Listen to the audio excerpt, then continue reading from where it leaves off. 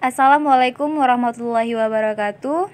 Perkenalkan, nama saya Megawati, mahasiswi Bimbingan dan Konseling Islam Institut Agama Islam Negeri Langsa.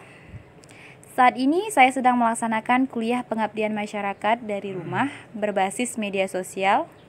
Dalam podcast ini, saya akan membahas tentang self-comparison.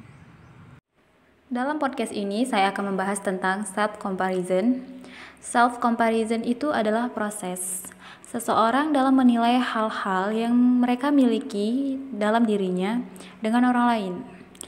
Hal ini cenderung menganggap dirinya kurang dari orang lain. Self-comparison ini sering terjadi pada generasi milenial. Terjadinya self-comparison ini sendiri melalui sebuah media yang biasa kita sebut dengan media sosial. Misalnya, ketika kita melihat Instagram, lalu kita melihat foto-foto artis, kita langsung berkata, "Wih, cantik banget nih artisnya. Sementara aku gini-gini aja, gak ada perubahan." Atau ketika kita melihat foto teman kita yang sudah sukses, semua sudah menikah, sementara kita masih kuliah, kita kan seperti merasa kayak, wah, teman-teman aku sudah pada menikah nih, aku masih di sini, masih kuliah. Itu dia yang dinamakan self-comparison. Jadi, self-comparison ini buruk karena adanya sebagian orang yang membandingkan diri mereka dengan orang lain. Itu malah membuat mereka semakin tidak percaya diri. Di sini saya mau berbagi tips ke pendengar bagaimana sih cara meminimalisir efek atau dampak negatif dari self-comparison. Yang pertama yang harus kita lakukan, kita itu harus mengenali diri kita sendiri.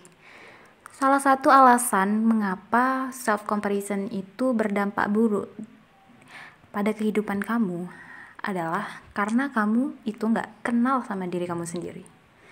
Kamu nggak tahu apa yang kamu lakuin sekarang. Kalau emang kamu ada di posisi ini, kamu punya PR besar banget nih buat diri kamu. Kenapa kamu punya PR besar untuk diri kamu sendiri?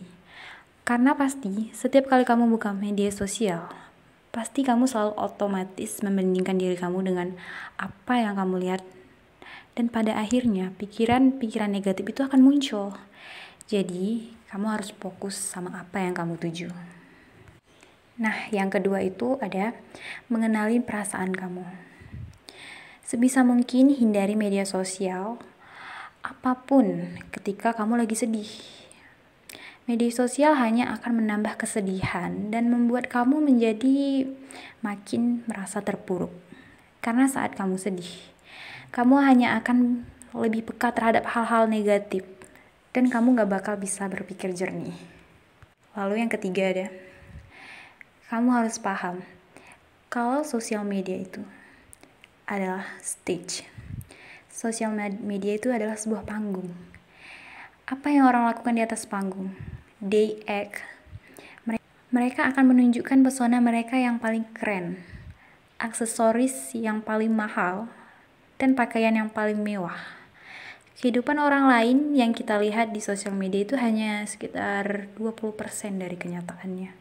Dan sosial media adalah ajang untuk memamerkan hal yang terbaik. Lalu yang keempat ada, fokus pada apapun yang kamu punya sekarang.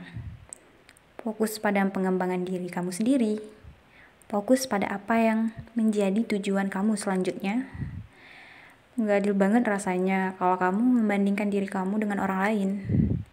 Orang lain punya kehidupannya dan lingkungannya serta privilege yang beda dari kamu. Satu-satunya perbandingan yang adil adalah ke diri kamu sendiri. Perbandingan yang baik ke diri sendiri adalah ketika kamu lebih baik dibanding kemarin. Kamu harus fokus membuat diri kamu bisa lebih maju, mengembangkan potensi yang ada pada dirimu dan apa yang kamu punya. Jadi, sebenarnya penggunaan media sosial ini tidak hanya berdampak buruk pada penyebaran informasi palsu atau semacamnya, tapi media sosial juga berdampak buruk bagi diri sendiri. Semua itu tergantung bagaimana kita menyikapi media sosial tersebut. dan bagaimana kita mengerti diri kita sendiri dan mensyukuri apa yang kita miliki. Saya harap kita semua, generasi milenial, agent of change, dapat menggunakan media sosial sebaik mungkin untuk membagikan hal-hal yang sangat berguna untuk semua orang.